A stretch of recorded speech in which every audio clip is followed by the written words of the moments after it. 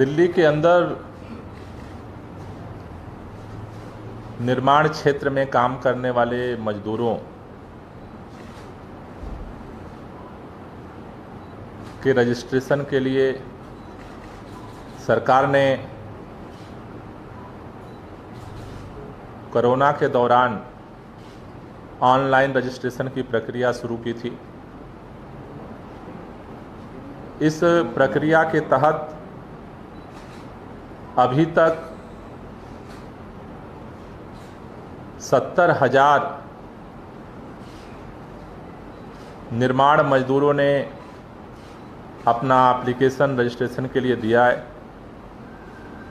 साथ ही साथ ऑनलाइन जितने एप्लीकेशन आए हैं उनके वेरिफिकेशन का काम भी चल रहा है।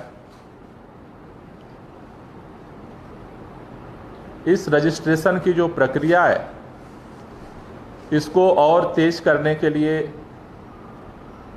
24 अगस्त से 11 सितंबर तक निर्माण मजदूर रजिस्ट्रेशन अभियान सरकार शुरू कर रही है।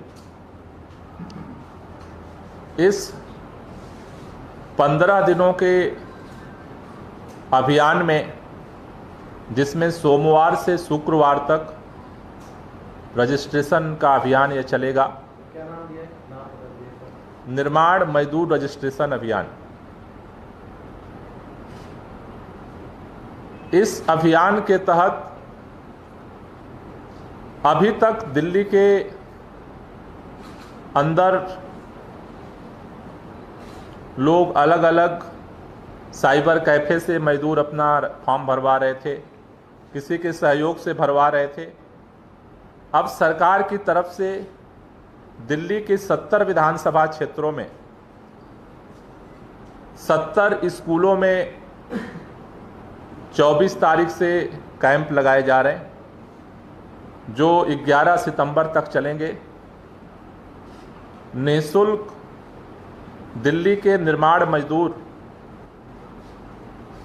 अपने अपने विधानसभा के संबंधित स्कूलों में जा कर के अपना रजिस्ट्रेशन, अपना फॉर्म अप्लाई कर सकते हैं। अब तक जो प्रक्रिया थी उसमें फॉर्म अलग भरे जाते थे और बाद में कार्यालय पर बुला करके वेरिफिकेशन होता था। इस अभियान के दौरान सभी कागज पूरे होने पर कैंप में ही फॉर्म भरे जाएंगे और साथ ही साथ उनके वेरिफिकेशन के काम को भी पूरा कर दिया जाएगा, जिससे मजदूरों को कई बार दफ्तर के चक्कर लगाने से जो है वो छुट्टी मिल सके।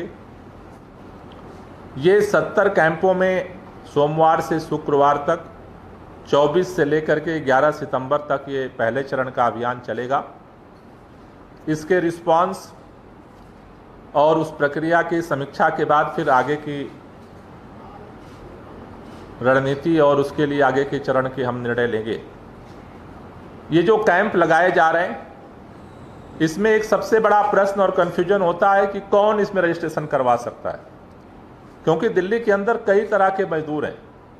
ये जो रजिस्ट्रेशन है, जो कंस्ट्रक्शन वर्कर हैं, निर्माण मजदूर हैं, उस क्षेत्र में काम कर रहे हैं, वो इसमें फॉर्म भर सकते हैं जो इसके लिए वैलिड हैं और उनका कार्ड बन सकता है।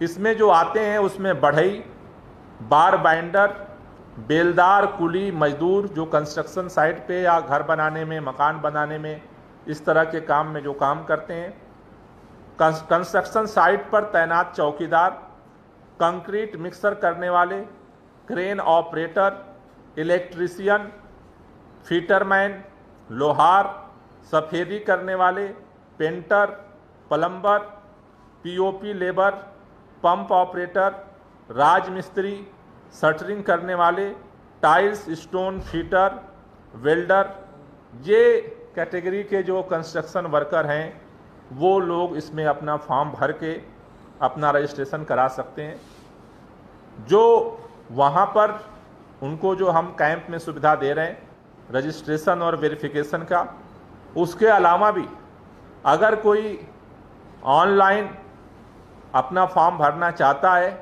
उसके लिए भी मैं दोबारा जो एड्रेस है मैं आपको बताना चाहता हूँ कि कोई अपने घर से भी www.edistrict.delhi-government.nic.in पर जा करके अपना रजिस्ट्रेशन फॉर्म अप्लाई कर सकता है। अपना एप्लीकेशन फॉर्म अप्लाई करने के बाद वो इन कैंपों में जा करके अपना वेरिफिकेशन करवा सकता है, जिससे उनको कार्ड मिल सके।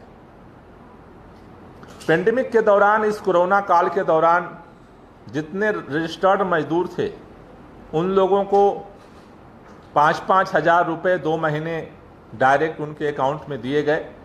लेकिन सामान्य परिस्थितियों में भी इन कंस्ट्रक्शन वर्कर के लिए स्कीम जो सहायता मिलती है इस बोर्ड से, उसमें अगर उनके बेटे बेटी की शादी है तो उनको 35,000 लड़कों की शादी के लिए और लड़कियों की शादी के लिए 51,000 रुपये मिलते हैं। उनके बच्चों की शिक्षा के लिए 500 रुपये से लेकर के प्राइमरी से, और अगर कोई प्रोफेशनल कर रहा है तो 10,000 रुपये प्रति महीने की सहायता मिलती है। स्वास्थ्य प्रसूति लाभ के लिए 30,000 की सहायता मिलती है। वृद्धावस्था पेंशन 3,000 रुपये प्रति माह दी जाती है। अगर किसी की दुर्घटना होती है तो 2 लाख रुपए का मुआवजा दिया जाता है। अगर किसी की प्राकृतिक नेचुरल डेथ होती है तो 1 लाख रुपए दिया जाता है। दाह संस्कार के लिए 10,000 रुपये दिया जाता है।